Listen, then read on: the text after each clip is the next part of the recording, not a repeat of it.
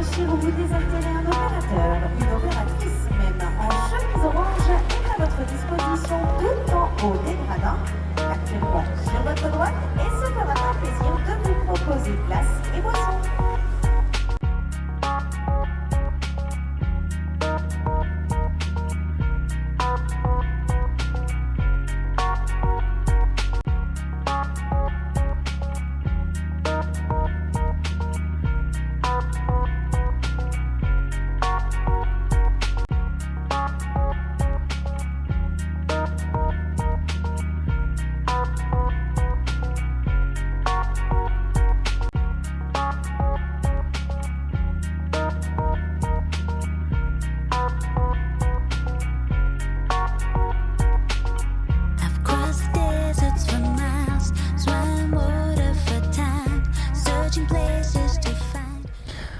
Toutes les coulisses, ça va être le matin la préparation du poisson, parce que les dauphins vont manger des grosses quantités de poissons, il faut préparer tout ça.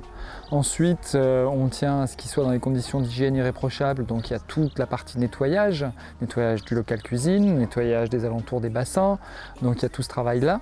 Ensuite, il y a tout le travail de préparation, tous les comportements qu'on voit en présentation, ces choses que les dauphins ont appris. Ça prend énormément de temps de faire comprendre aux dauphins que quand on fait ce geste avec la main, on lui demande de se retourner ou de nager vite. Donc il y a tout ce travail de préparation qui a lieu toute l'année, c'est-à-dire là on voit aussi 4 fois par jour au maximum les dauphins interagir avec les soigneurs. Il fait beau, l'eau est chaude, et il y a tout l'hiver où l'équipe va travailler énormément.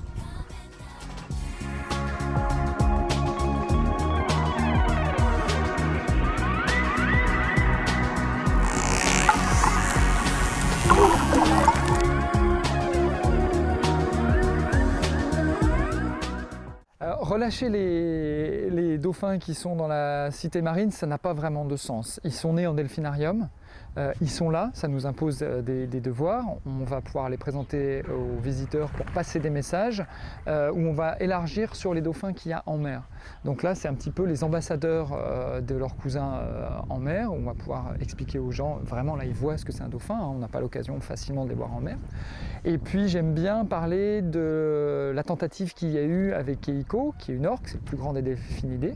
Et Keiko, pendant longtemps, il y a eu énormément d'efforts, de grandes équipes, beaucoup d'argent qui a été dépensé pour essayer de réintroduire cet animal. Moi, tout cet argent, je préfère qu'il soit utilisé pour mettre par exemple des alarmes sur les filets pour éviter que les dauphins soient pris dans les filets.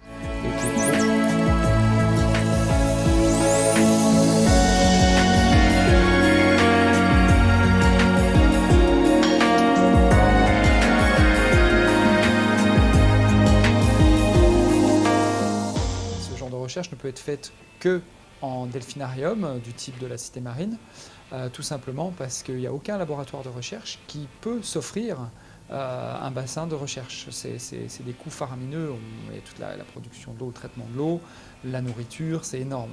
Donc les delphinariums ont, comme dans tout parc zoologique, obligation de faire des travaux de recherche sur les espèces protégées, et c'est le cas ici avec les dauphins. Donc l'argent, une partie de l'argent qui est perçue par l'entrée des visiteurs, c'est réparti entre les soins aux animaux, la nourriture, le fonctionnement et les programmes de recherche.